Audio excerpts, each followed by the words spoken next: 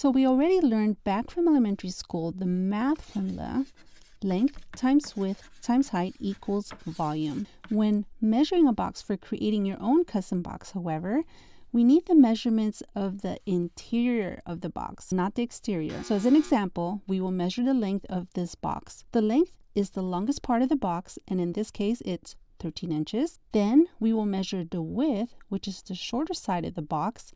The width comes out to 9 3/4 inches. And lastly, we will measure the height, which is pretty much how tall this box is, but not including the lid. So the height is 5 inches. As an extra tip, we need to round our measurements to the nearest tenth of an inch. If you noticed, our width came out to 9 3/4 inch. And since 9 3/4 inch is closer to 10 than it is to 9, then we will just round it up and now give it a 10-inch width. Now we have the answer for this box. This box is 13 inches length by 10 inches wide by 5 inches high. So we hope this video was helpful. If you have any other box questions, we are here to help.